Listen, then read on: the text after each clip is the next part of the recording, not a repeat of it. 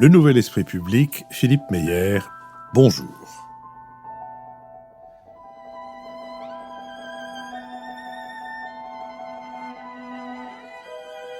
Bonjour, merci de nous avoir rejoints pour ce Nouvel Esprit Public, au cours duquel nous allons tenter d'éclairer certains aspects de l'actualité. Nous le ferons avec Jean-Louis Bourlange, président de la Commission des Affaires étrangères de l'Assemblée nationale, Béatrice Gibelin, fondatrice de l'Institut français de géopolitique et directrice de la revue Hérodote, Nicole Niesotto, professeure titulaire de la chaire Union européenne au Conservatoire national des arts et métiers, et Lionel Zinsou, président de la Fondation Terra Nova et ancien Premier ministre du Bénin. La semaine prochaine, nous célébrerons notre 200e enregistrement, notre 200e émission. Nous le ferons le dimanche 4 juillet et nous le ferons en public à l'école alsacienne.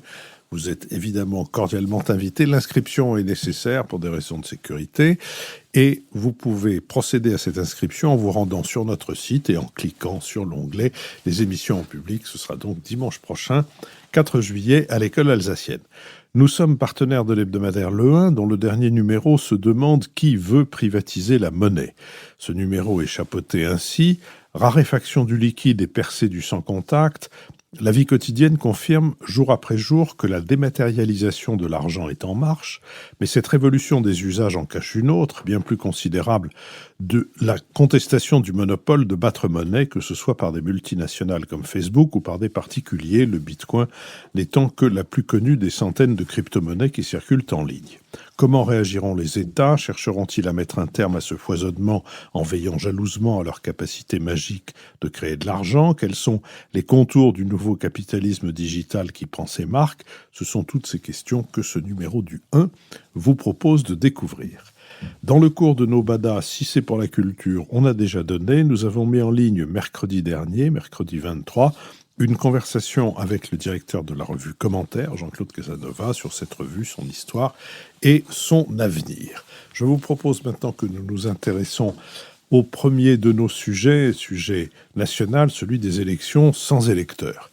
Historique, ahurissant, phénoménal, catastrophique, abyssal, la concurrence des qualificatifs choisis pour dire publiquement l'ampleur de l'abstention enregistrée dimanche dernier au premier tour des élections régionales et départementales exprime la stupéfaction partagée face à une démobilisation électorale qui concerne désormais 2 citoyens inscrits sur 3.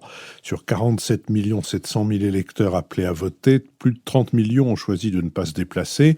Le 21 juin, le ministère de l'Intérieur a publié ces chiffres. Le taux d'abstention serait de 66,74%, une hausse de 17,9 points par rapport au même scrutin de 2015, où l'abstention s'était établie à 49,9%. Depuis 30 ans, cette abstention, notamment en régional, progresse. 25,2 en 1986, 31,4 en 1992, 53,7 en 2010. Depuis l'élection d'Emmanuel Macron en 2017, moins d'un électeur sur 2 a pris part aux scrutins successifs, législatives, européennes, municipales et aujourd'hui départementales et régionales. Une enquête de l'Institut Ipsos publiée le 20 juin sur le profil sociologique des abstentionnistes indique que les premiers à se démobiliser sont les jeunes, les électeurs les moins diplômés et les plus radicaux. 73% des électeurs de Marine Le Pen, 67% des électeurs de Jean-Luc Mélenchon du premier tour de 2017 se sont abstenus dimanche dernier contre 44% des électeurs de François Fillon. L'abstention par âge démontre aussi la quasi-absence des électeurs les plus jeunes. 87% des 18-24 ans n'ont pas voté au régional contre 40% des 70 ans et plus. Les retraités s'abstiennent le moins. Viennent ensuite les cadres, les professions intermédiaires, 69%, puis les employés et les ouvriers, 75%. Dans toutes les régions métropolitaines, l'abstention a dépassé 60%, atteignant même 69,15% en Île-de-France, 69,27% dans les Pays de Loire et 70,38% dans le Grand Est. Seule la Corse se distingue par une abstention qui n'est que de 42,92%. À l'échelle départementale, la Seine-Saint-Denis détient le plus fort taux d'abstention, 75,78%, devant la Moselle, 73,28%, le Val d'Oise, 72,79% et la Seine-et-Marne, 72,29%. À l'inverse, la Lozère est le département le plus mobilisé avec seulement 51,57% d'abstention, devant le Gers, 55,32%, le Lot, 56,17% et l'Aveyron, 56,71%. Selon un sondage de l'IFOP fiducial réalisé le jour du vote, 40% des personnes interrogées estimaient que ce scrutin ne changerait rien à leur vie personnelle et 35% jugeaient qu'il ne modifierait pas la situation de leur région. Sur cette question, Lionel Zinsou. Oui, alors il y a une très grande unanimité des commentaires et une hyperbole des adjectifs sur la tragédie de l'abstention. Alors, moi, je prendrais volontiers un tout petit peu de distance par rapport à ce consensus tragique. Et je me demande s'il faut vraiment surinterpréter ces résultats, parce qu'il y avait quand même beaucoup de facteurs circonstanciels. Pour connaître qu'on était immédiatement après fin de restrictions, de confinement, de couvre-feu, et qu'on observe une participation exceptionnelle des Français au théâtre, au cinéma, aux terrasses de café, à se retrouver. Et donc, il y avait une concurrence. À la Coupe d'Europe. À l'Euro. Et donc, il y avait quand même... au fond, pas d'abstention dans beaucoup de lieux de sociabilité et dans beaucoup de pratiques collectives. Bon. Et vraiment, l'esprit n'était pas du tout aux élections. Deuxième considération, on vote dans des régions, les 13 régions métropolitaines, qui sont très différentes, en fait, de la carte précédente et des toutes premières élections qui mobilisaient plus. La proximité c'est légèrement éloigné. C'est-à-dire que quand vous êtes dans la Nouvelle-Aquitaine, même si ça ressemble à la Guyenne du Prince-Noir, si vous voulez, ou quand vous êtes dans le Franc-Comté de Bourgogne, le Grand-Duché de Bourgogne, ça ressemble un peu aux provinces de l'Empire romain germanique, il reste quand même que Besançon n'est plus une capitale, que Poitiers n'est plus une capitale régionale, etc. Ce sont des entités assez nouvelles et beaucoup plus éloignées qu'auparavant. C'est frappant que la Corse, qui est celle qui a changé le moins, a aussi a retrouvé ses habitudes. Donc je pense qu'il y avait quand même beaucoup d'éléments assez particuliers, assez circonstanciels. Ensuite, moi je trouve que c'est assez habituel qu'on puisse avoir de grands effets politiques avec des petites participations. Parce qu'il y a pire que l'abstention qu'on vient d'observer, c'est celle qui avait accompagné le référendum sur le passage au quinquennat. Il y a des conséquences absolument considérables, qui a transformé à bien des égards la France en régime présidentiel, qui effectivement donne, je dis ça devant Jean-Louis, mais à la représentation nationale venant juste après l'élection présidentielle, un rôle au Parlement complètement différent et des résultats complètement différents. Donc il y a peu de petits votes avec petite participation qui a eu de plus grands effets. Bon. Et donc, voilà, je trouve que il faut pas surinterpréter la désaffection, parce qu'après ce référendum, il y a eu des présidentielles à très forte participation, et même des régionales à forte participation. Donc, je pense pas que ce soit un mouvement de fond, tandis qu'on a l'air d'extrapoler le fait qu'on va vers l'attrition complète de la participation, et que c'est tout le système représentatif qui est en cause. Alors, moi, je n'y crois pas une minute. En revanche, il y a des choses qui me frappent, c'est à croire que les Français aiment bien le en même temps, parce que on voit que ce qui se fabrique comme front républicain en réponse à cette abstention va dans des régions décisives, et ça peut-être même été dans telle région plutôt au nord de la France déjà vécu avec le très bon score de tel président très visible tout à fait au nord de la France.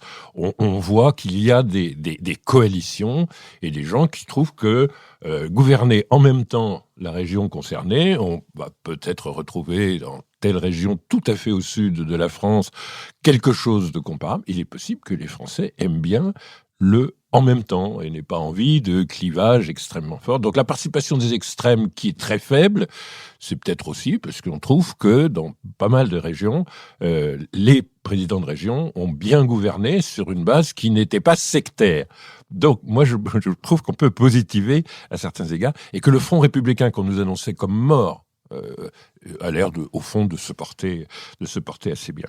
Puis il y a peut-être aussi un certain goût de l'efficacité des sortants, parce qu'on nous dit, évidemment, comme les jeunes ne vont pas voter, comme les extrêmes ne vont pas voter, il y a l'espèce de masse centrale et vieille qui, du coup, a une espèce de faiblesse pour les sortants. Oui, sauf que les régions, dans la gestion du Covid, se sont révélées assez complémentaires et parfois bien meilleures que la gestion centralisée. Et il n'est pas... En tout cas, ça a été bien communiqué comme tel par les édiles et les élus. Et donc, il n'est pas exclu qu'il y ait un goût, comme ça, d'une France centrale et raisonnable sur l'efficacité de l'action décentralisée. Et donc, moi, je ne vois pas dans cette abstention quelque chose qui est un grand danger pour la pratique démocratique, mais plutôt une espèce de goût raisonnable, assez intéressant à lire un an avant la présidentielle, parce que si les gens aiment bien tout au nord de la France, tout à l'est, tout au sud, quelque chose qui ressemble à on gouverne en même temps, et on fabrique des fronts républicains, et on n'est pas lié à des positions sectaires, et on aime les sortants, ça donne une lecture de la présidentielle qui est peut-être moins dramatique que le passage brutal de la France vers telle politique qui serait peut-être populiste et extrémiste. Nicole Nisotto. Oui, alors, sans doute moins optimiste que Lionel Zinsou, mais en même temps, pas non plus effaré par ce niveau d'abstention. Je crois que si ça avait été l'inverse, si on nous avait dit que le taux de participation au régional et au départemental avait été de 66%, on aurait trouvé ça complètement aberrant. Parce que, il faut quand même le reconnaître, ces élections étaient très ennuyeuses, le débat... Peut-être un peu à cause du Covid, mais enfin, le débat est resté quand même assez théorique et pas ancré dans la réalité des marchés et du terrain. Et donc, moi, je n'ai pas été surprise. Il y a plusieurs raisons qui expliquent l'abstention. Il y a, premièrement, ce sont des élections quand même illisibles. On a beau nous expliquer la différence entre la région et le département, sur les collèges et les lycées, ça reste complètement incompréhensible pourquoi ces deux niveaux de décision. C'est une élection qui est apparue inutile parce que toute la presse a répété que c'était une sorte de répétition générale pour les présidentielles et donc les gens se sont peut-être dit on attend les présidentielles et puis on ira voter. Ce sont des élections aussi dont pour une partie des électeurs qui étaient illégitimes. Pourquoi ? Parce que les régions ont beaucoup bougé. On avait 22 régions jusqu'en 14, on en a maintenant 8 et certaines régions sont contestées par les gens qui habitent dans ces régions et donc aller voter au régional, c'était peut-être pour certains électeurs entériner un découpage régional qu'ils n'admettent pas. Donc je crois qu'il y a beaucoup de raisons, et puis il y a la raison structurelle, et là je suis en désaccord avec Lionel, qui est que le « en même temps » est parfaitement démobilisateur à mon sens. Parce que je crois qu'une bonne démocratie a besoin d'une opposition entre deux projets. Et le « en même temps » fait que les gens ne savent plus très bien pour qui ils vont voter, que ça changera rien, que ce soit l'un ou l'autre. On a l'impression d'un aquabonisme généralisé, pour reprendre un terme que Jean-Louis Bourlange aime beaucoup. Et donc moi je ne suis pas surprise, et c'est vrai qu'on voit des aberrations, on voit certains aujourd'hui ex-dirigeants de la gauche soutenir des présidents sortant de droite, je n'ai pas connaissance du contraire, mais enfin tout ça est le en même temps est à mon avis une vraie confusion démocratique. Alors la seule chose qui est nouvelle, je crois, dans cette élection, c'est que l'abstention concerne tous les partis politiques. Moi, quand j'étais jeune, on m'expliquait, pardonnez-moi la phrase, Philippe, abstention piège à con. Je ferme les guillemets, en nous disant... Vous en aviez des fréquentations quand vous étiez jeune. En nous expliquant que l'abstention favorise toujours les extrêmes. Or, ce qu'on voit là, c'est que ça n'est pas vrai, que les extrêmes sont rentrés dans le mainstream, si je puis dire, et qu'ils soient de gauche ou de droite, qu'ils sont également victimes de cette abstention généralisée. Vous l'avez dit, Philippe, plus de 70% de certains électeurs des partis extrêmes ne sont pas allés voter. Et donc ça, je crois que c'est nouveau et on peut l'interpréter de deux façons, soit une normalisation des partis extrémistes, soit au contraire une réserve, et il ne faut pas exclure, je crois, une surprise pour le deuxième tour de l'électoral. Dernière question, et ça je crois que c'est la plus importante, est-ce que c'est une crise de la démocratie ou au contraire un sursaut de la démocratie nouvelle forme? Moi, je ne partage pas l'idée que l'abstention signifie une crise de nos régimes de démocratie représentative. Ça fait partie, je crois, de l'histoire des élections en France depuis les années 70, parce qu'on voit que les plus abstentionnistes, c'est-à-dire les jeunes notamment, sont ceux qui tentent de réinventer des nouvelles formes de participation politique plus citoyenne, par exemple les marches pour le climat, par exemple les boycotts que font tous les jeunes sur des produits qui sont faits en Chine par les Ouïghours ou vis-à-vis d'une marque qui a collaboré avec la Russie contre Navalny, etc., etc. Donc on voit des manifestations, etc. Donc on voit une mobilisation citoyenne dans les jeunes générations qui passe pas forcément par l'élection traditionnelle, ça c'est plutôt peut-être une culture générationnelle des citoyens plus âgés, mais qui passe par d'autres formes de tentatives de changer les choses, parce qu'in fine on en revient toujours à ça. Je crois que c'est derrière l'abstention au vote, c'est cette idée que de toute façon, ça ne sert à rien. Quoi qu'on fasse, c'est toujours la même politique. Quoi qu'on fasse, c'est toujours les mêmes problèmes. Juste avant de passer la parole à Béatrice, je voudrais ajouter une chose. J'ai l'impression qu'il y a dans cette élection quelque chose comme la défaite de la région, la défaite des nouvelles régions qui ne disent pas grand-chose à pas grand monde. D'ailleurs, Lionel en a dit un mot. Et aussi la défaite de cet empilement entre la commune, l'intercommunalité, la communauté de communes, le département, la région. Et qu'après tout, la difficulté à percevoir ce qu'il y a de concret dans cette région fait aussi que on est aussi bien chez soi. Et du coup, ça me semble expliquer une partie de cette abstention. Béatrice Gibelin. Ça peut expliquer une partie de cette abstention, mais il ne faut pas non plus accorder trop, je crois, d'importance en abstention au fait qu'il y a eu un grand éloignement. Je pense que ces 13 régions étaient une erreur. Elles ont été faites après une grande débâcle pour la gauche au municipal, et ça a été un moyen de relancer tout de suite le débat sur autre chose. Ça n'avait jamais été discuté par personne. On a vu quelques grands barons qui ont réussi à préserver leur propre région. On citera la Bretagne, mais pour d'autres, c'est pas comme ça que ça s'est passé. Non, moi je pense que l'abstention, elle s'explique aussi. Bon, d'abord il y a un phénomène dans le temps, il faut quand même pas le nier, qui est à une montée de l'abstention, y compris au présidentiel parfois. Bon, donc c'est l'élection, la motivation, c'est quand on pense qu'il y a un enjeu. Et si on n'a pas l'impression qu'il y a un vrai enjeu, à quoi ça sert vraiment d'aller se déplacer? Si vous voulez, les politiques régionales, qu'elles soient menées par des gens de la gauche ou menées par les gens de la droite, sont pas si différentes. Leur marge de manœuvre, c'est pas si grand que ça. On s'occupe bien des lycées, et tous s'occupent bien des lycées. Tout le monde a vu les lycées dans les régions être rénovés, reconstruits, etc. Y compris les lycées professionnels qui étaient très négligés par l'État. Tout le monde a vu qu'on s'occupait bien des transports et des TER et du développement.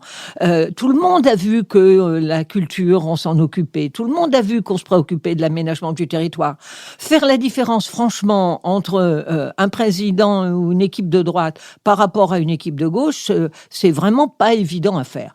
Donc, à la limite, il n'y a pas vraiment de grands enjeux et on va pas forcément se mobiliser là-dessus. Alors, je suis d'accord avec Lionel sur le fait qu'il faut quand même pas négliger les conditions spéciales du moment où ces élections ont eu lieu. On avait la tête ailleurs et comme il n'y avait pas d'enjeu, c'était pas si grave si on n'y allait pas. Ce qui me fait dire ça, c'est que tous les partis sont touchés et que seuls les plus âgés, qui ont l'habitude d'aller voter et pour qui l'acte citoyen d'aller voter est important, eux, ils sont allés sans vraiment se poser de questions. Mais même eux, la proportion de ceux qui y sont allés n'est pas aussi élevée que ce qu'elle est d'habitude. Donc, je pense que c'est un élément très, très, très important. Dans le cadre des jeunes, et comme l'évoquait Nicole en disant, ils prennent d'autres formes de mobilisation, oui, ça reste quand même un certain type de jeunes, d'une certaine classe de jeunes qui va se mobiliser. C'est-à-dire des jeunes qui font plutôt des études, qui sont quand même bien informés.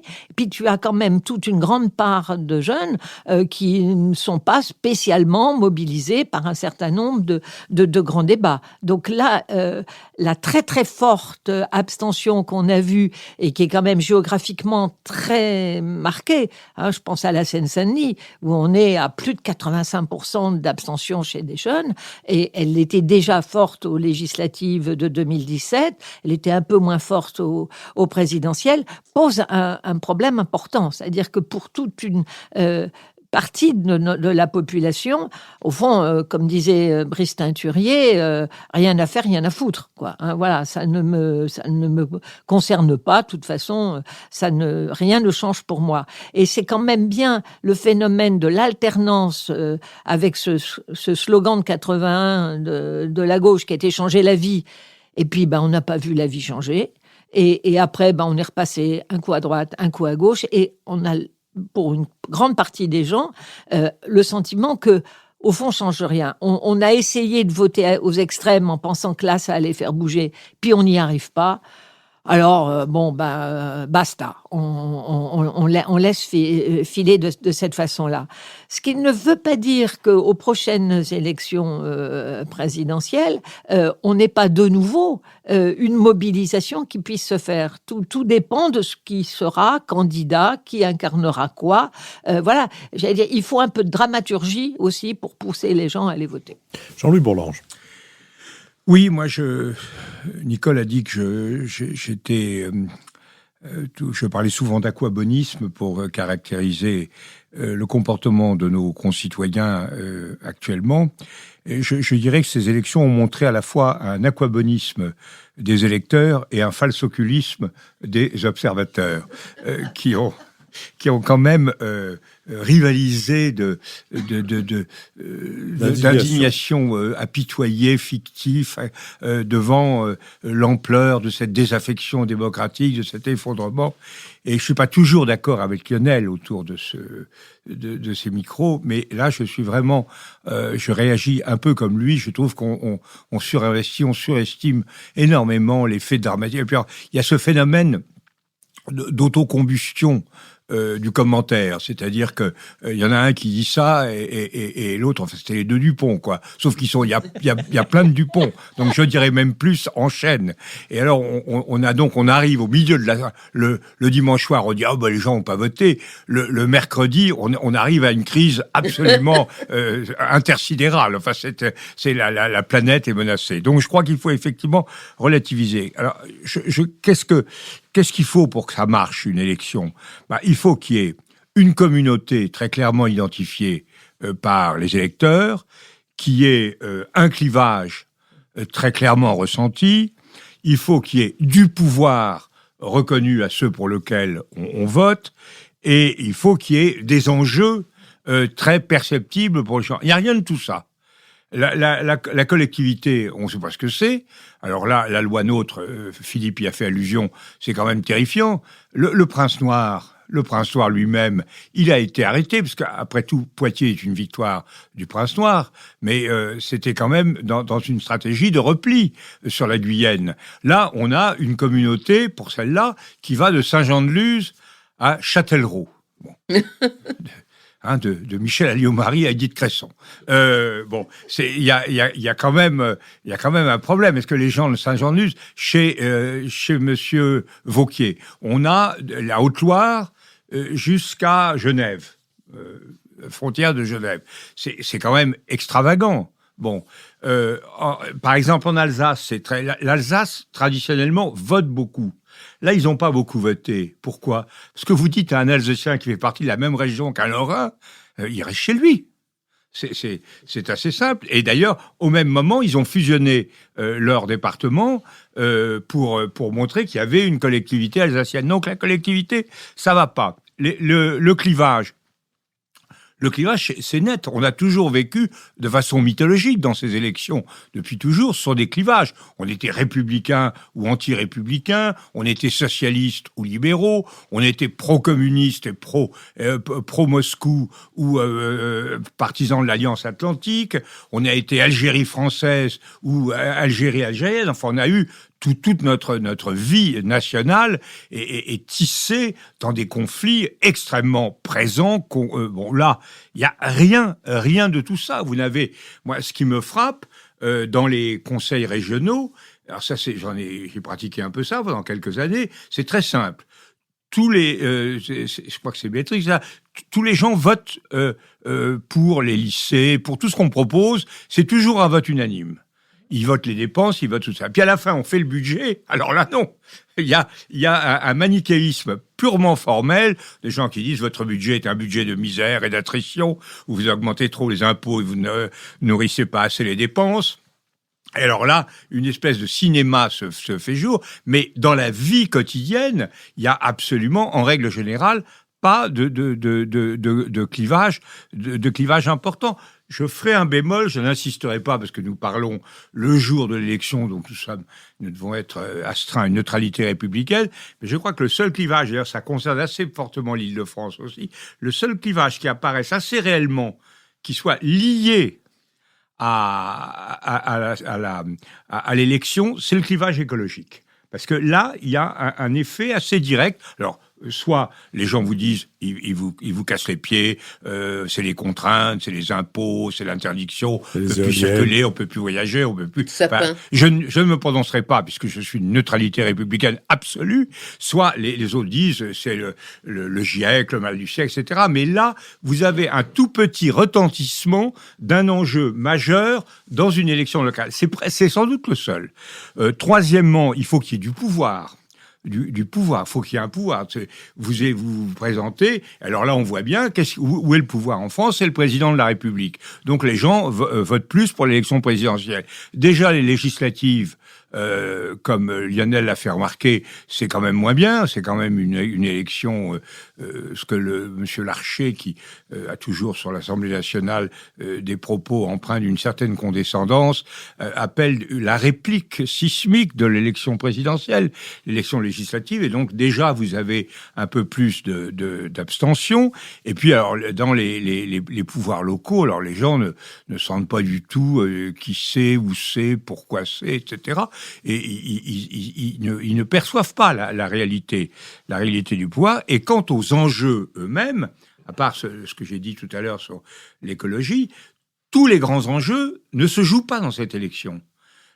Quels sont les enjeux qui font flipper les gens pour l'essentiel? C'est l'immigration, la sécurité, pour ou contre l'Europe, pour ou contre l'emploi, une économie libérale, une économie plus de solidarité et d'action étatique, ou plus de liberté et plus ou moins d'impôts.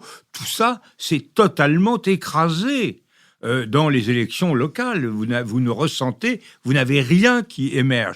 Alors ça fait, quand vous additionnez tout ça, vous êtes quand même dans une situation où c'est pas étonnant qu'il y ait peu d'élections. Mais je dois dire, il y a quand même trois phénomènes qu'il faut ajouter, qui sont assez plus singuliers. L'un qui est, bon, il y a la pandémie et les problèmes techniques. Est-ce qu'il faudrait faire du vote électronique? Moi, je crois, la pandémie a joué certainement un rôle très important dans la désaffection des gens, mais est-ce qu'il sera provisoire? Les techniques, je suis moins confiant que mon président François Bayrou sur le fait que ce soit important de faire du vote par correspondance. La proportionnelle, c'est différent, parce que la proportionnelle sur des élections législatives donne du pouvoir au Parlement. Donc ça permet de répondre de lever une des incertitudes. Mais il y a quand même deux phénomènes qui me paraissent lourds, de tendances lourdes, et qui expliquent l'accentuation du phénomène abstentionniste. C'est d'abord l'individualisme. Un commentateur citait hier le célèbre passage de Tocqueville sur l'homme qui se bâtit une société à son propre usage et s'éloigne de la société générale, de la société du genre humain. Et là, on est quand même dans toutes les familles politiques, sous des formes différentes, on est dans un repli individualiste. La véritable identité des gens, le lieu de la souveraineté, le lieu civique, c'est moi. C'est chaque individu. C'est quand même d'où les phénomènes de zadisme, etc. Et dernière chose, je pense au livre de Gérald Bronner, c'est un rapport compliqué et pervers à l'intelligence à l'intelligence comme moteur de la décision politique. Une déqualification du débat, une déqualification des arguments intellectuels. Et ce que vous avez dit sur la participation, sur l'action directe, sans attacher à ce mot une connotation idéologique excessive, l'action directe, le boycott, la participation, on voit bien que on substitue à une lecture politique fondée sur la confrontation des idées, l'arbitrage entre les idées, une conception de la politique conçue sur le pouvoir de fait. J'ai le pouvoir de bloquer, j'ai le pouvoir d'agir, j'ai le pouvoir d'intervenir, je me fous du reste. Lionel Zinsou. Oui, moi je reprendrais bien le mot d'illisibilité de Nicole, parce que j'ai fait hier une petite tentative avec un déjeuner où il y avait des élus, il y avait des chefs d'entreprise, il y avait des avocats, il y avait des journalistes. Personne n'a été capable d'expliquer le mode de scrutin. Personne n'a été capable d'expliquer ce qu'il a de particulier, la prime majoritaire, comment fonctionne la prime majoritaire, comment fonctionne une pentagulaire. Au fond, tout le monde a appris ce que c'était qu'une pentagulaire, parce qu'on était tous restés à la quadrangulaire, qui paraissait déjà relativement complexe, et qui permet... On parle plus grec maintenant, hein, c'est ça le problème. Voilà, donc quadrangulaire, justement, on était resté à quelque chose de latin, puis pentagulaire, on est revenu au grec. Donc, personne, à un niveau... on devait être une dizaine et avoir fait 80 ans d'études à peu près. Eh ben non, personne n'était capable de lire même les modalités du scrutin. Alors ça s'ajoute vraiment cet aspect technique à tout ce que vous avez dit, c'est-à-dire on connaît pas les compétences, on connaît pas vraiment la géographie, on n'est pas dans la même histoire, c'est pas la même communauté. Mais franchement, quelqu'un qui est capable de vous expliquer ce que va être le résultat, et s'il est si légitime que ça, qu'après une pentagulaire, ça soit qu'une toute petite minorité qu'on apparaisse comme clairement majoritaire dans le conseil régional, eh bien, moi je pense que ça ne contribue pas beaucoup à la participation. On peut en effet penser qu'une élection dont on ne comprend pas l'enjeu et dont on ne connaît pas le mode de scrutin n'incite pas beaucoup à sortir de chez soi. Nicole Niesotto. Oui, juste un petit mot. Je crois qu'on est tous d'accord pour ne pas dramatiser la situation, mais ajouter un argument supplémentaire, c'est quand on compare aux élections pour le Parlement européen. Depuis qu'on vote au suffrage universel, donc depuis 79, on n'a pas arrêté de voir l'abstention augmenter à tel point que... Sauf la dernière fois. Oui, justement. À tel point que tout le monde se disait, c'est dramatique, l'Europe n'intéresse pas, etc. Et en 2014, donc, on a eu un taux maximal d'abstention qui était de 57,5% et tout le monde s'inquiétait. Or, uniquement pour montrer que les choses sont réversibles, dans les dernières élections, en 2019, le taux d'abstention a été inférieur à 50%, 49,8%. Et les jeunes, notamment, se sont énormément mobilisés sur des thèmes plutôt écologiques. Et donc, tout ça pour dire qu'il ne faut pas tirer des leçons nationales de cette abstention au régional, parce que ça peut être absolument réversible. Vraiment très bref. Un tout petit, je suis d'accord avec ce que vient de dire Nicole. Je crois que ça s'explique. Ça s'explique par deux choses, cette remontée. D'une part, en France, par exemple, il y a eu pour la première fois adéquation entre la répartition des forces sur le plan national et le choix européen. Alors que jusqu'à présent, le choix européen, pour ou contre, fracassait la droite et fracassait la gauche. Donc c'était très difficile à identifier. Et deuxièmement, je crois qu'il y a eu une perception beaucoup plus grande du caractère européen des enjeux. On a compris peu à peu que ça se jouait, que ce soit la migration, la monnaie, l'emploi, la sécurité, le terrorisme, etc., que ça se jouait sur le plan européen. Et donc, c'est devenu un clivage pertinent, alors que c'était un clivage idéologiquement sans grande portée, sans grande prégnance antérieurement. Comme il n'y a pas que nous qui nous abstenons, je vous propose que nous nous intéressions aux élections en Iran. L'élection du 18 juin pour désigner le successeur du réformiste Hassan Rouhani, en place depuis 2013, a porté en Iran à la présidence de la République islamique le conservateur Ebrahim Raïssi. Un tour aura suffi pour élire le candidat adoubé par le guide suprême Ali Khamenei, âgé de 81 ans, à qui Raïssi pourrait succéder un jour, étant lui-même Hojjatul Islam. Le Conseil des gardiens, l'organe non élu aligné sur l'ayatollah Ali Khamenei, le véritable maître du pays, au nom du primat du religieux sur le politique, avait invalidé 99% des candidats. Sans véritables adversaires, l'actuel chef de l'autorité judiciaire a recueilli près de 62% des suffrages, un résultat terni par un vote blanc massif et une abstention de 52%, la plus importante depuis la révolution de 1979. Le président Raïssi sera investi en août et son gouvernement en octobre. Tandis que les amis de l'Iran, dont la Syrie, la Russie et la Turquie, ont rapidement félicité le président élu, Amnesty International a publié un rapport accusant Raïssi de crimes contre l'humanité, notamment d'assassinat, de torture et de disparition forcée, à l'époque, la fin des années 80, où il était le jeune procureur adjoint du tribunal révolutionnaire de Téhéran et où il aurait donné l'ordre d'exécuter 4 à 5 000 opposants aux Moudjahidines du peuple. Raïssi figure sur la liste noire des dirigeants iraniens sanctionnés par les États-Unis pour complicité de graves violations des droits humains. L'élection s'est déroulée dans un contexte économique et social très dégradé depuis le retour des sanctions en 2018 avec le retrait des États-Unis de l'accord sur le nucléaire. L'inflation n'a cessé de grimper, elle atteint aujourd'hui 40%, tandis que le taux de chômage est de 12%. Encore, ces chiffres officiels sont-ils considérés par de nombreux économistes comme sous-estimés. Les 83 millions d'Iraniens sont confrontés aux difficultés de la vie quotidienne et au manque de perspectives pour leurs enfants. La classe moyenne est en voie d'appauvrissement, de grandes manifestations ont agité le pays en 2019. Des chiffres issus du Centre de recherche du Parlement indiquent qu'avant la pandémie, 60% des Iraniens vivaient sous le seuil de pauvreté. Les médias pro-régime annoncent que désormais 80% de la population se situerait entre les seuils de la pauvreté absolue et de la survie.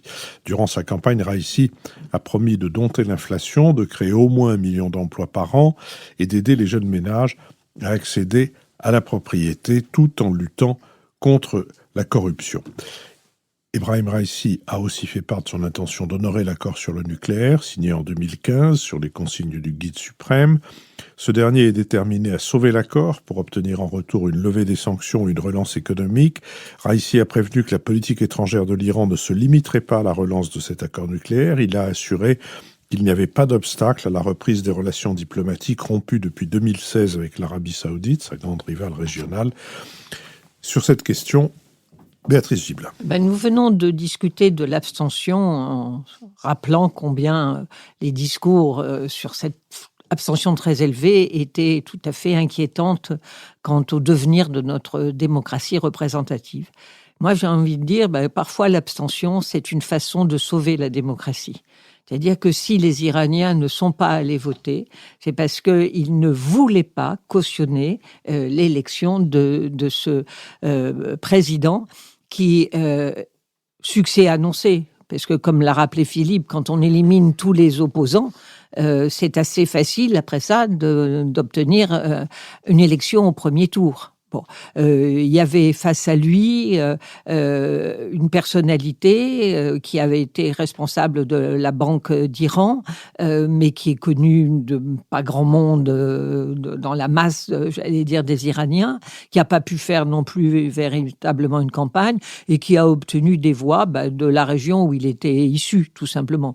Puis il y en avait un autre candidat qui, lui, a fait encore un score plus faible, donc à vaincre sans adversaires, voilà, etc., etc. Donc, Ebrahim Raïssi a été choisi, non pas parce que le président en Iran a vraiment une très, très grande importance. Le seul et unique détenteur du pouvoir, c'est bien évidemment le Guide suprême. Et c'est Khamenei qui a choisi Ebrahim Raïssi. Alors pourquoi il le choisit ? Parce que c'est un conservateur pur et dur. Philippe a rappelé que dans son histoire, il y avait véritablement une main qui savait ne pas trembler quand il était nécessaire de préserver le pouvoir, et que au moment de la mort de Khamenei, il a 82 ans, le Guide suprême, il est possible qu'on soit dans une position fragilisée. Donc, ce qui est très important pour le moment, c'est de serrer les boulons, de préserver véritablement ce pouvoir théocratique pour des raisons, on va dire, de conviction religieuse, mais aussi, bien évidemment, pour des raisons économiques. Et c'est là où le choix d'Ebrahim Raïssi est intéressant, parce qu'il est originaire de Mashhad. Mashhad, c'est une ville qui est au nord-est de l'Iran, qui est une ville très, très importante, il y a 2,5 millions, 3 millions d'habitants, et qui est une ville de pèlerinage. C'est, on va dire, l'équivalent de la Mecque pour les chiites. C'est des millions et des millions de pèlerins. J'y suis allée à Mashhad. Et je peux vous dire que le lieu du pèlerinage est extrêmement important. Et vous avez là une fondation qui est tout à fait essentielle. C'est la fondation Astameh Quds, dont il est le président. Et cette fondation est richissime. Richissime.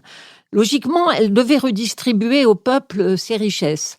Apparemment, les mollahs ont des grandes robes avec des grandes poches, comme m'expliquait un de mes étudiants iraniens, et ils n'arrivent jamais à ressortir l'argent qu'ils ont mis dedans. Mais qui s'occupent de tout. Hôpitaux, écoles, aide sociale. Et c'est là, effectivement, à Mashhad, qu'il a fait son meilleur score. Donc, Mashhad est un des lieux stratégiques dans le maintien du pouvoir théologique chiite en Iran. Et je suis absolument concernée, parce que pour avoir pas mal d'amis en Iran, je sais combien pour eux cette situation est absolument dramatique. Et ils me disent, mais Madame Gibelin, alors jamais, moi depuis que j'ai 18 ans, je suis sous ce régime, alors jamais je ne connaîtrai autre chose. Et c'est effectivement une très très grande douleur. Alors, qu'est-ce qu'on peut attendre ? Bien sûr qu'ils vont signer l'accord sur le nucléaire, parce qu'ils en ont impérativement besoin. La situation a été rappelée par Philippe. C'est une situation économique dramatique, avec une inflation qui est extrêmement importante. Il manque de médicaments. La pandémie est totalement sous-estimée, mais dans des proportions phénoménales. Tout est faux. Enfin, c'est une opacité terrible sur un peuple qui est formé et qui est d'une grande culture. Quand on est en Iran, c'est toujours ça, moi, qui me frappe beaucoup.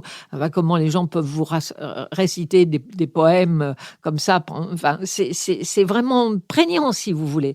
Donc, cette situation est inquiétante. Et puis, ils ont passé un accord avec la Chine, et c'est la Chine qui va être leur, soutien. Et puis, ils se rendront compte, peut-être, ils sont passés dans une forme de dépendance qui ne leur plaira pas. Lionel Zinsou. Oui, alors moi j'irais tout à fait dans le sens de Béatrice. Et pour être allé en Iran, d'ailleurs convoqué, j'étais banquier, convoqué par le gouverneur de la Banque centrale, vous évoquiez le fait que le gouverneur démissionnaire était un des candidats à la présidence. C'était une des seules institutions encore rationnelles, la Banque centrale. Mais bon, et ce qui est frappant, c'est la puissance extraordinaire de la société iranienne. C'est-à-dire 80 millions d'habitants, une puissance qui pesait presque autant que la Turquie en termes de PIB, et une société d'une modernité extraordinaire. Et une chose qui a disparu, mais qui, moi, m'avait beaucoup frappé, c'est dans les interlocuteurs qu'on pouvait avoir dans les milieux d'affaires, très souvent, il y avait des femmes en responsabilité. Elles étaient directeurs des affaires financières, elles étaient directrices générales. Quand on allait dans les restaurants, bon, il n'y avait pas une gaieté considérable. Néanmoins, les couples étaient présents, et on n'était pas du tout dans une situation qui pouvait ressembler à celle des pays du Golfe, les plus traditionnels, les plus conservateurs. On avait l'impression qu'il y avait un pacte entre les mollahs protégés par les forces de répression, des gardiens de la Révolution, et qui n'ont pas que des fonctions politiques et théologiques, théocratiques, mais évidemment, à travers les fondations pieuses, des fonctions économiques considérables. D'ailleurs, le banquier d'affaires que j'étais, on lui disait, on va privatiser légèrement ces fondations pieuses qui, en fait, structurent complètement le capital des entreprises en Iran. Bon, c'est pas aller très loin. Cette mission, ce mandat n'a jamais été accordé et ne le sera jamais du temps de ce régime, jusqu'à ce que ce régime chute et il s'effondrera d'une façon assez, à mon avis, assez tragique. Mais il y avait comme un pacte entre la société civile, vigoureuse, moderne, féministe, et au niveau local même démocratique. Les Iraniens vous disaient, on est beaucoup plus en démocratie qu'on ne serait en Arabie Saoudite ou même aux Émirats, au niveau d'une espèce de démocratie locale. Bon, alors plus on montait vers le guide suprême, plus ça s'effaçait. Mais il y avait quand même... Et puis il y avait des espèces de libertés marginales. Au Parlement, vous aviez une représentation décente des minorités, des Arméniens, des Kurdes, etc. Donc vous aviez des libertés à la marge, comme s'il y avait un pacte. Je vous réprime, je suis un régime totalitaire, mais je vais vous laisser des marges de liberté, y compris des marges de liberté singulières. Vous savez que c'est le pays où il y a le plus d'héroïnomanes au monde, qui est un signe quand même un peu pathologique sur l'esprit public en Iran. Vous savez aussi qu'il y a un vrai problème d'alcoolisme, puisque quelle que soit la répression, quand vous sortez à Téhéran ou à Shiraz, à l'intérieur des foyers, la répression ne se fait plus sentir. Les femmes se dévoilent, d'ailleurs, elles sont quand même assez peu voilées de façon générale, se dévoilent complètement, et il y a... Non mais dans l'espace privé. Et il y a tout d'un coup l'apparition d'un phénomène d'alcoolisme, ce qui, pour un pays qui prohibe l'alcool, mais qui était un des problèmes de santé publique majeurs. Donc il y a ce contraste extraordinaire, mais il y avait ce pacte-là, et la répression s'est beaucoup renforcée. Les gardiens de la Révolution sont devenus une force un peu moins militaire et beaucoup plus mafieuse, et donc vous avez quelque chose qui petit à petit fait que les femmes ont disparu, en fait, de la classe politique, beaucoup aussi du milieu des affaires. Moi, je crois quand même que tout ça va s'effondrer parce que, comme on l'a vu dans les grandes émeutes, lorsqu'on a triché sur les élections du président Ahmadinejad, il y a une capacité de mobilisation qui est très forte. Il y a une diaspora iranienne qui tient ce pays debout par ce qu'elle rapatrie d'épargne, mais qui est extrêmement puissante et politiquement extrêmement riche. Et donc, je pense que ce régime est un peu au bout des extrêmes de la répression et de la manipulation et de la fin de ce pacte quasi démocratique dans quelques petits espaces. Et donc, je pense que ce régime est très près de la fin et que c'est un signe de cette fin. J'aimerais bien t'entendre. Oui, moi, je ne partage pas malheureusement cette analyse. Chaque fois qu'il y a une élection en Iran, le résultat, c'est la même chose, mais en pire. Et là, l'élection de M. Raisi, c'est un signe très... Il n'a aucun pouvoir, évidemment, mais c'est un signe très fort d'une radicalisation, d'un durcissement encore plus fort, si possible, du régime iranien, avec effectivement un élément de fragilité du régime, parce que la succession est effectivement proche. 82 ans, c'est quand même un âge canonique.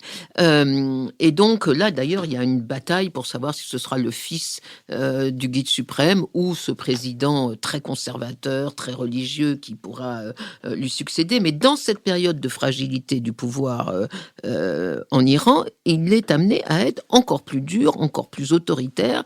Et je pense qu'aujourd'hui, on a un régime qui ne tient que sur la volonté de faire survivre le pouvoir et plus du tout sur les thèmes nationalistes qui avaient été celui de l'Iran quand ils ont commencé à proliférer. L'idée, c'était d'asseoir la puissance iranienne dans la région, le grand Iran. Tout cela, à mon avis, est passé complètement en derrière. Ce qu'il faut maintenant, c'est assurer la survie du régime un peu à la chinoise, Et ce qui me frappe également, c'est qu'avant, les commentateurs occidentaux que nous sommes n'arrêtaient pas à chaque élection de dire « de regarder, il y a un débat entre les modérés, les conservateurs, etc. » Maintenant, il n'y a plus de modérés du tout. Il y a un débat entre conservateurs durs et conservateurs plus durs. La chose que je voudrais ajouter, c'est un point de vue plus régional. Ce qui me frappe dans la région, c'est qu'on a une radicalisation et un durcissement des régimes dans les trois puissances régionales, l'Iran bien sûr, l'Arabie saoudite avec le prince héritier MBS qui n'est pas, après le meurtre du journaliste Khashoggi qui a montré toute l'étendue de sa barbarie, et en Israël. Il faut quand même rappeler que vient d'être élu en Israël le Premier ministre, le dirigeant d'un petit parti d'extrême droite religieux, Et là aussi, on voit en Israël la montée de forces plus radicales, plus dures, moins démocratiques que ça n'était le cas. Je ne suis pas un supporter de M. Netanyahou qui a pillé le pays pendant 12 ans, mais on voit bien qu'il y a un extrémisme dans les 3 puissances régionales. Et ça, c'est quand même un élément inquiétant au moment où les Américains s'en vont. Et ça, je crois que Joe Biden est exactement sur la ligne d'Obama. Il faut essayer de quitter le plus possible. Et au moment où la Chine arrive. Et je crois que le scénario le plus inquiétant pour moi dans la région, et en tout cas pour la société iranienne, c'est un rabibochage avec l'Arabie Saoudite pour des raisons économiques, pour des raisons stratégiques, et le durcissement des tensions entre Israël et l'Iran. Jean-Luc Bourlange.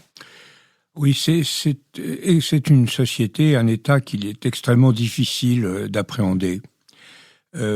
Parce qu'il est à la fois tout ce que vous avez dit, c'est-à-dire dictatorial, obscurantiste, antiféministe, confiscatoire de toutes les libertés. Il orchestre une régression de la société civile impressionnante. Et en même temps, tout ça est fait d'une façon assez sophistiquée, assez subtile, qui tranche avec le caractère un peu brut de décoffrage du pouvoir dans d'autres pays de la zone. Je ne parle pas pouvoir brut de décoffrage d'Hafez al-Assad, enfin de Bachar al-Assad, ça c'est assez évident, mais même de l'Arabie Saoudite ou d'autres pays, on a là quelque chose de très complexe. D'abord, on a un État chiite, c'est-à-dire un État qui a un clergé. Et c'est quand même important parce que la différence entre un islam à clergé et un islam sans clergé officiel, c'est que le clergé travaille et interprète. Et donc, ce sont des gens qui passent leur vie avec beaucoup de sagacité à moduler leur message de manière à maintenir intégralement leur pouvoir. Il n'y a pas d'idéalisme à avoir sur les motivations qui sont les leurs, mais ils savent toujours jusqu'où aller trop loin, ou ne pas aller trop loin dans la gestion de leur affaire. Et ce sont des gens qui ont effectivement, même actuellement, même même s'il y a une régression féministe, comme l'a dit Lionel, ils ménagent un certain nombre de choses sur les femmes, etc. Ce qui d'ailleurs est aussi le cas d'ABS. Il faut reconnaître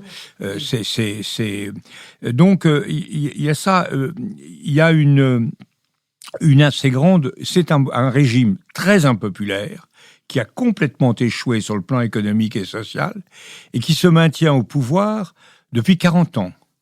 Ça prouve quand même une certaine dextérité.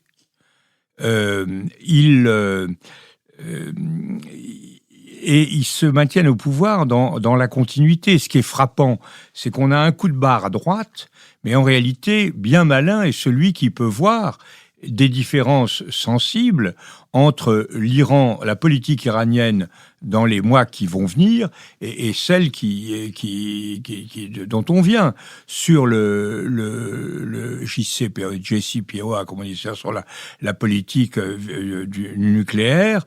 Le nouveau président a tenu des propos à la fois relativisants et en même temps inscrivant la continuité parce qu'il est dans des raisons. Bon, il y a tout un ensemble de choses de cet ordre qui rend très difficile, qui nous oblige à regarder. Alors, je dirais deux choses, parce que sur l'un des problèmes, les deux réalités, c'est que c'est, comme vous l'avez dit, le plus grand pays de la zone. À la fois avec ses 83 millions d'habitants, avec des ressources naturelles extrêmement importantes. Là, il n'est pas le seul à en avoir, mais il y en a quand même impressionnantes en matière gazière, en matière pétrolière, surtout. C'est quand même un pays qui compte vraiment. Et deuxièmement, on s'inscrit actuellement dans un ensemble géopolitique extrêmement complexe qui est marqué quand même, que ce soit Obama, Trump ou Biden, par un repli américain de la zone centrale, c'est-à-dire la zone européenne, moyenne-orientale, africaine, par rapport au Pacifique, à l'Indo-Pacifique. Ça crée quand même une situation de dépression géopolitique dans toute cette partie du globe, une espèce de verticale du vide. Et là, comment ce vide sera-t-il comblé ? Et c'est là que le problème chinois se pose très, très clairement. Je voudrais dire encore un mot pour montrer la complexité de la gestion iranienne. Ahmadinejad a lui aussi été interdit de se présenter. Ahmadinejad, c'était un type assez formidable qui avait été voir le guide suprême en lui disant « Guide suprême, il faut élargir les grandes artères de Téhéran ». Pourquoi, lui avait dit le guide suprême ? Parce que le retour de l'imam va provoquer, l'imam caché bien sûr, va à la fin des temps, va provoquer une immense affluence en Iran et nous ne sommes pas urbanistiquement prêts. On voit que les dirigeants iraniens ont quand même la tête câblée un peu différemment de la nôtre. Béatrice Gibelin. Oui, je voudrais quand même rappeler... on a dit il y avait au fond Rouhani réformateur. Il n'y a pas de réformateur quand on est mollah. Hein, ils sont tous conservateurs. Et il ne faut pas s'illusionner sur ce qui a été... Plus ou moins opportuniste. Voilà, plus ou moins opportuniste me semble beaucoup plus juste. Bon. Deuxièmement, on est vraiment dans un monde d'affaires et de très très grande corruption. Et le rôle des passedarans là-dedans est extrêmement important, donc il ne faut pas le négliger non plus. Et quand, Jean-Louis, vous parlez de dépression et d'une certaine façon une sorte de diagonale du vide, le vide, il ne va pas rester longtemps. Hein, l'accord pour 25 ans passé avec la Chine, qui a été fait sans en parler trop publiquement à la population.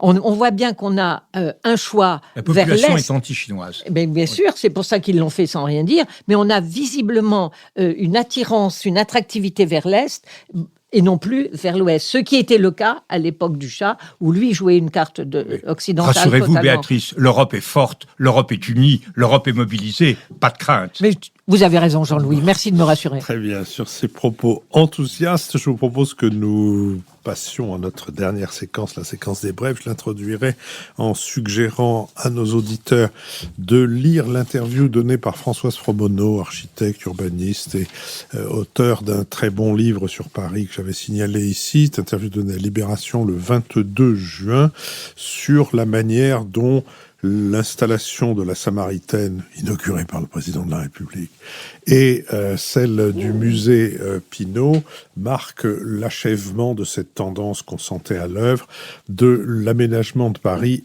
exclusivement en fonction du tourisme et du tourisme de luxe.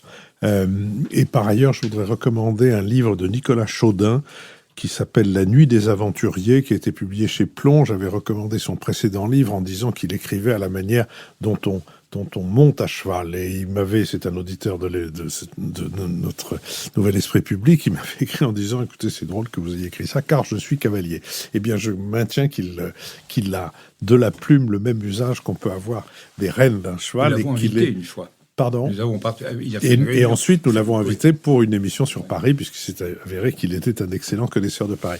Là, son livre est un livre sur le coup d'État du 2 décembre, le coup d'État de Napoléon III, enfin du président à l'époque, au jour le jour, avec des descriptions absolument admirables, des portraits tout à fait remarquables de cette bande de canailles qui sont tout autour de Napoléon III, de Persigny à Flao, de Flao à Saint-Arnaud, le boucher de l'Algérie, en passant par Morny lui-même, qui ne vont pas grand-chose. Et je dois dire que, et plus une succession de petites informations distillées ici ou là sur ce que faisait Victor Hugo, d'un rappel de ce qu'avait précédemment écrit Tocqueville, les histoires de vin. Bref, c'est un livre qu'on ne lâche pas. Nicolas Chaudin, La Nuit des Aventuriers. Béatrice Gibelin. Moi, je parlerai d'un livre d'une journaliste romancière, Judith Pérignon. Ça s'appelle Là où nous dansions. C'est une journaliste qui s'était beaucoup intéressée à Détroit et qui est allée faire plusieurs enquêtes à Détroit et qui a décidé de mettre en scène en roman cet attachement qu'elle a eu pour les habitants de Détroit et en particulier les Afro-Américains. Et Détroit est une ville qui est aujourd'hui en train de se reconstituer, mais qui était en pleine déréliction quand elle y est allée. Et cette capitale mondiale de l'automobile, pour y être allée aussi, c'est absolument étonnant, parce que restent, j'allais dire, ces immenses sièges sociaux de General Motors dans une architecture, on va dire, des années 30, qui est très, très impressionnante, dans une ville qui semble comme dévastée. Alors, il reste, par exemple, le musée, qui est absolument fantastique. Et donc, là où nous dansions, elle le situe dans la première grande cité construite pour les Afro-Américains, cité qui est en train de se déglinguer, dont on pense qu'il va falloir la détruire. Et c'est toute la vie et tout le passé de ces gens, là où nous dansions. Et je pense que ça fait écho à un film qui vient de sortir, mais que je n'ai pas encore vu, mais que j'irai voir, qui est Gagarine, et avec la destruction de cette très grande cité en Seine-Saint-Denis. Jean-Louis Bourlanges. Oui, moi je vais me permettre de faire, au lieu de faire la brève que j'avais prévue, je vais faire un petit commentaire sur le 2 décembre, parce que ça m'a... en citant, pour illustrer l'état d'esprit du 2 décembre, Napoléon III avait été très soutenu par sa maîtresse, anglaise, qu'il avait effectivement... Madame Howard. Comment ? Madame Howard. Madame Howard, oui, qu'il avait tiré de la misère et qui avait financé... C'est elle qui l'avait tiré de la misère. Oui. Et qui avait financé le coup d'État, et qui, effectivement, le coup d'État a été aussi un formidable coup de bourse, ce qui a permis à Louis-Napoléon de lui écrire au lendemain de cette élection, de ce coup d'État. Nous sommes. Attends, j'ai oublié. Je te quitte. Nous sommes. Je m'acquitte. Nous sommes quittes. Je te quitte. Et l'autre mot, c'est le mot de Morny, qui illustre assez bien Morny, qui était ministre de l'Intérieur. Et il y a un préfet assez peu averti des choses qui envoie un télégramme en disant « Il paraît que l'Assemblée l'emporte sur toute la ligne ». Et Morny lui répond « Non, c'est la ligne qui l'emporte sur l'Assemblée, vous êtes révoqué ». Nicole Desautaux. Alors moi, beaucoup plus léger et néanmoins très beau. Je vous recommande l'exposition sur Paul Signac au musée Jacques Marandré jusqu'au 21 juillet. D'abord parce que c'est un endroit absolument magnifique, cet hôtel particulier avec un salon de thé extraordinaire quand on arrive à avoir une place. Et ensuite parce que Paul Signac est un peintre que moi je connaissais peu, et quand on voit l'ensemble de son évolution, c'est très très intéressant de voir les liens entre les progrès scientifiques et l'art. Et Paul Signac, un jour, a découvert les travaux d'un chimiste sur la diffraction de la lumière, et avec Seurat, on mis en pratique cette idée que l'œil assemble lui-même les couleurs quand elles sont proches les unes des autres. Et donc il a mis cela en pratique, ça a donné donc le pointillisme de Seurat. Ensuite, il y a toute l'école du fauvisme qui vient après, et c'est absolument... d'abord, c'est très intéressant de voir ce lien qui est assez rare, je trouve, entre science et art, et en plus, c'est magnifique. Lionel Zinsou. Oui, alors, pour commencer à faciliter le travail des historiens sur l'importance de l'œuvre de Muriel Pénicaud en matière de social, dans le premier quinquennat du président, enfin, alors le quinquennat du président. Exagérons, il y a Muriel Pénicaud a publié... Premier quinquennat. Muriel Pénicaud a publié aux éditions d'Observatoire des fragments de mémoire, Pousser les murs, où elle explique effectivement tout ce qu'elle a fait. Objectivement, on lui doit des ordonnances sur le marché du travail qui sont passées grâce à un art de la négociation sociale et des relations avec les partenaires sociaux exceptionnelle, très facilement à la rentrée de septembre 2017, qui était quand même un petit peu dangereuse. Elle a fait en matière de chômage partiel, de réaction très rapide d'ailleurs sur le chômage partiel à mettre en place, sur le Kurzarbeit au moment de la pandémie. Elle a fait, l'explosion de l'apprentissage est quand même ce qui frappe le plus les chefs d'entreprise. Elle a fait une œuvre que peu de ministres du Travail ont fait, qu'elle a peut-être été légèrement desservie par, dans l'expression, quelque chose d'un peu nature et pas toujours parfaitement régulé, qui ont pu donner un sentiment de moindre compétence alors qu'elle a une expertise exceptionnelle. Mais du coup, elle fait très très bien l'explication et l'éloge de son travail. Je vous recommande vivement ses mémoires. D'ailleurs, elle fait beaucoup allusion à son expérience d'entreprise chez Danone, chez Dassault Systèmes, qui a été aussi remarquable. Voilà, c'est le début de la statue de Muriel Pénicaud. Merci beaucoup. Je remercie aussi Sophie Jacquin avec qui cette émission a été préparée, Benoît Carré qui en assure le compte-rendu analytique, le compendium, Nicolas Tourneau qui veille au site, Olivier Magloire aux plateformes de financement, Nouvelles Écoutes et Julien Neuville qui nous produisent, l'Arrière-Boutique et Adrien Beccaria qui nous ont enregistrés ce matin. Je vous donne rendez-vous dimanche prochain à l'École alsacienne pour notre 200e émission. Vous pouvez vous inscrire sur notre site en cliquant émission publique. À dimanche prochain.